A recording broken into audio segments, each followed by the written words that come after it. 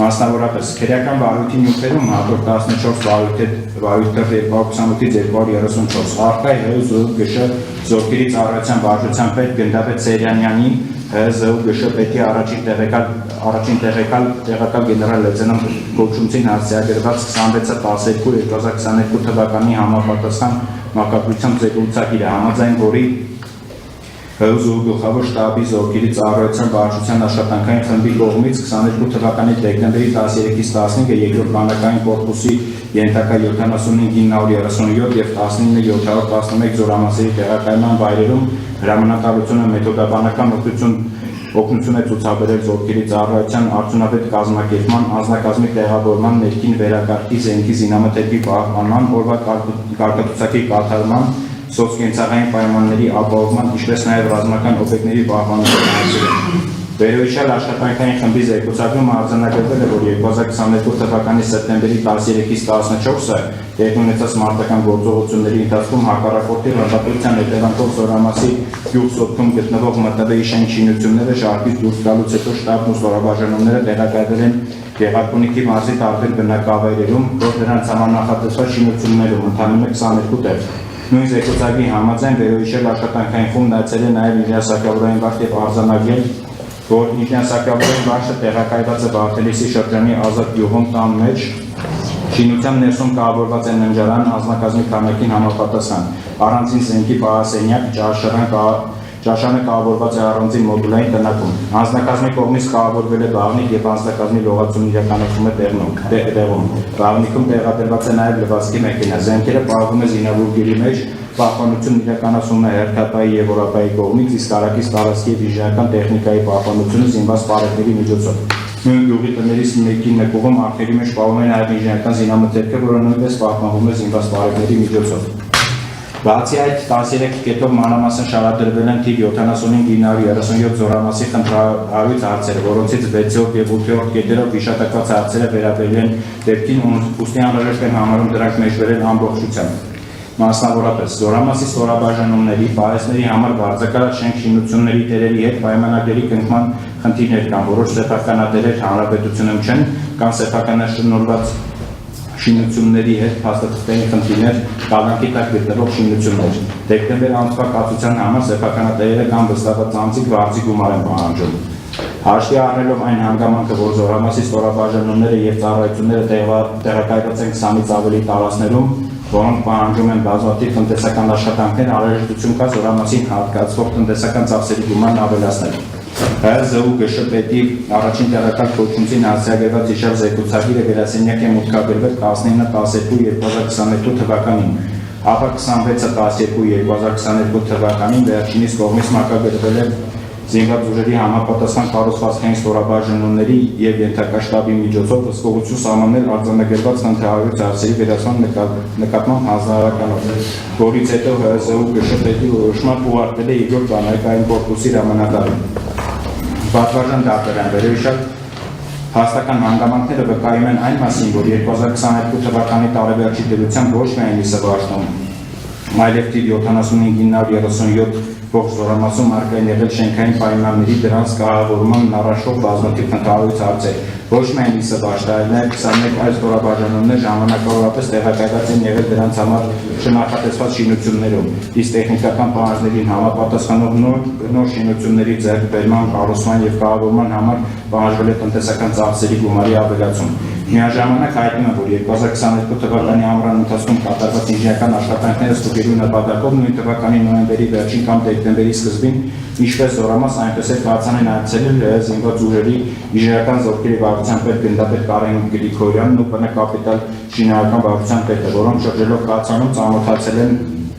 շենքային ու կենցաղային պայմաններին ու ընդհանուր պայմաններից մեր բողոքներին ի պատասխան վստահեցել են, որ շուտով կլուծվեն բոլոր խնդիրները, քանի որ ինչպես մեր, այնպես էլ դրա կարիք ունեցող մյուս ստորաբաժանումները տեղափոխվելու են մոդուլային համապատասխան տնակներ։ Հավելեմ, որ 2022 թվականի սեպտեմբերին հակառակորդի սանձազերծած ռազմական գործողություններից հետո զորամասի գրեթե բոլոր ստորաբաժանումներն են ստիպված տեղակայվել հարակից բնակավայրերում գտնվող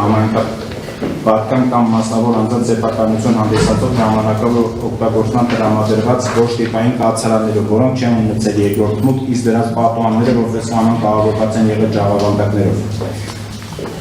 05-09-2025 թվականի նիստում հարցաքննված Զորամասի շտաբի պետի տեղակալ օպերատիվ բաժնիպետ Արմեն Լազարյանը նույնպես ուսմունք տվեց, որ իր հրամանատարական կետը ևս տեղակայված է եղել սեփական տանը,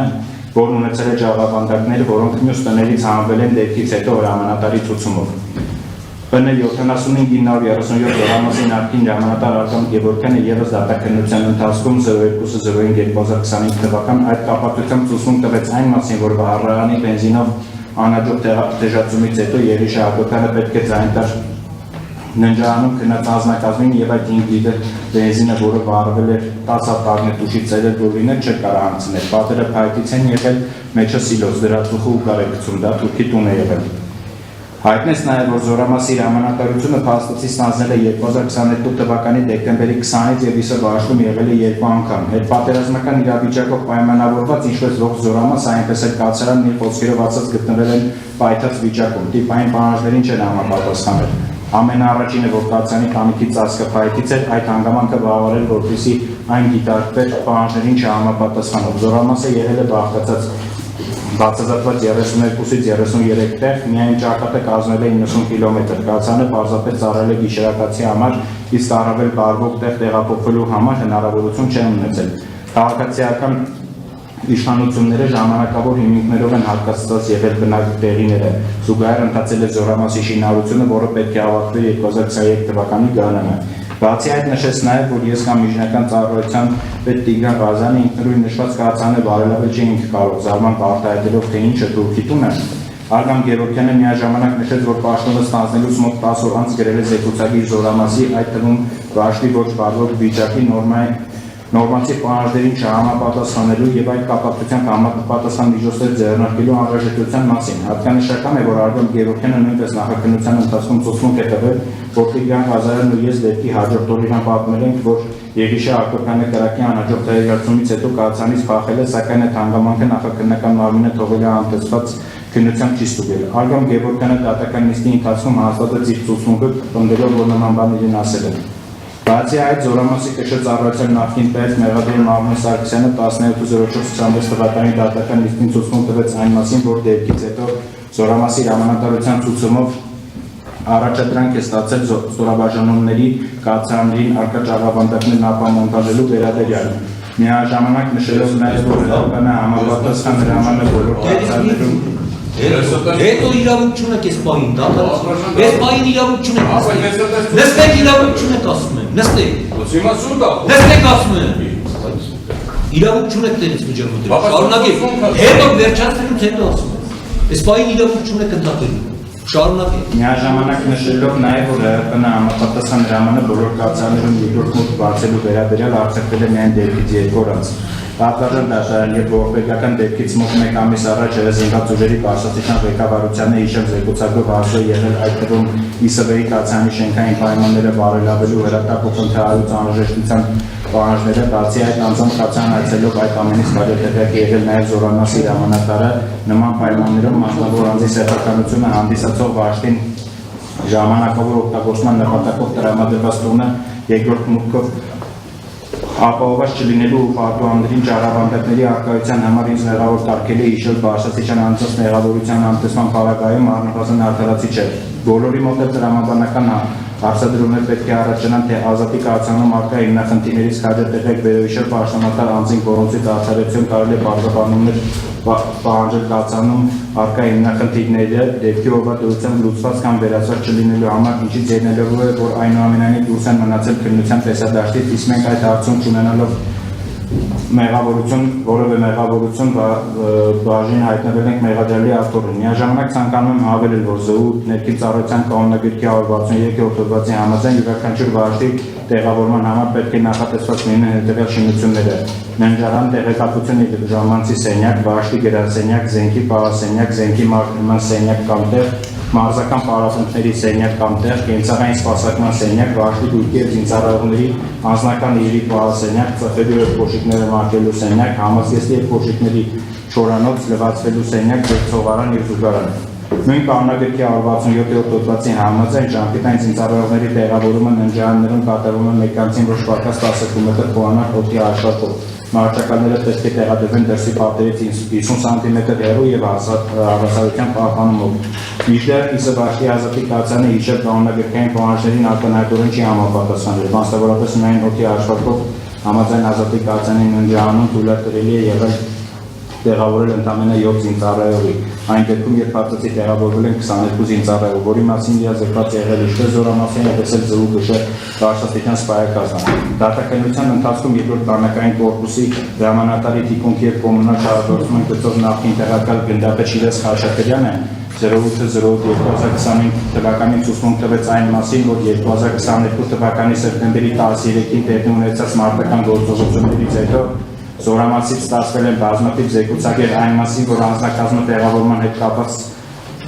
ունի խնդիրներ, որ համապատասխան կացարան չկա ոչ միայն ազատ գյուղում տեղակայված Իսավաշտի, այլ նաև Զորամասի համար։ Նույն բովանդակությամբ զեկուցակիրի ուղղակվել ՀԶՈՒ ԳՇ պետին, ընդ որում նմանատիպ զեկուցակեր եղել են ողջ բանակային կորպուսի զորամասերի մասով, որից հետո 2022 թվականի դեկտեմբերին իրականացվել է ստուգում։ Պատվարժան դատարան Շիրես Խաչատրյանը նշելով զորամասում համապատասխան ստուգում իրականացված լինելու մասին նկատի ունեցել ՀԶՈ գլխավոր շտաբի պետի զորքերի ծառայության վարչության աշխատանքային խմբի կողմից 2022 թվականի դեկտեմբերի 13-ից 15-ը երկրորդ բանակային կորպուսի ենթակա 75937 եւ 19711 զորամասերի տեղակայման վայրերում հրամանատարությանը մեթոդաբանական օգնություն ցուցաբերելու շրջանակներում իրականացված ստուգայցերը, որի արդյունքներով կազմված զեկուցագրում Իսավաշտի կայացանի մասով տեղգտած ուշագրավ փաստական հանգամանքների մասին ես արդեն նշեցի։ Մինչդեռ երկրորդ բանակային կորպուսի հրամանատարի թիկունքի եւ կոմունալ շահագործման գծով նախին տեղակալ գնդապետ Շիրես Խաչատրյանը հենց այն բարձրաստիճան պաշտոնյաներից մեկն է, ով անմիջական պատասխանատվություն է կրել Զորամասի Իսավաշտի ինչպես տիպային կացանով, այնպես էլ համապատասխան հարկահատային անվտանգության միջոցներով ապահովելու համար, քանի որ հանդիսանում է ՀԶՈ ԳՇ պետի որոշմամբ ի կատարում են երկրորդ բանակային կորպուս հանձնարարականով ուղարկված ՀԶՈ ԳՇ պետի առաջին տեղակալ կոչումցին հացիագրված հիշել զեկուցագրով մատնանշված հիմնախնդիրների լուծման պատասխանատուներից, սակայն անարդարացիորեն սրակներն ուղղվել են ներվրա, իսկ մասնավորապես Շիրես Խաչատրյանը դուրս է մնացել բնության տեսադաշտից։ Մեկ անգամ Եվս եմ նշում, որ վերոյշած զեկուցակով արձանագրված խնդրալից հարցերի վերացման նկատմամբ հսկողությունը սահմանում է հանձնարարված է եղել ԶՈՒ համապատասխան կառուցվածքային ստորաբաժանումներին եւ ենթակա շտաբին։ Պատվարժան դատարանը ինչպես արդենից նշեցի քրեական վարույթի նյութերում հատուկ 14 վարույթ 228-234 արկայ ԶՈՒ ԳՇ զորքերի ծառայության վարչության պետ գնդապետ Սերյանյանի ՀԶՈ ԳՇ պետի առաջին տեղակալ գեներալ լեյտենանտ կոչումցին հաստիագրված 26/10/2022 թվականին համապատասխան մակագրությամբ զեկուցագիրը համաձայն որի ՀԶՈ գլխավոր շտաբի զորքերի ծառայության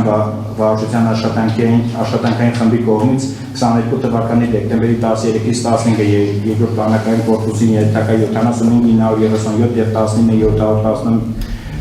զորամասերի տեղակայման վայրերում հրամանատարությանը մեթոդական օգնություն է ցուցաբերվել զորքերի ծառայության արդյունավետ կազմակերպման, անձնակազմի տեղավորման, ներքին վերակարգի, զենք զինամթերքի պահպանման, օրվա կարգացուցակի կատարման, սոցկենցաղային պայմանների ապահովման, ինչպես նաև ռազմական օբյեկտների պահպանության հարցերում։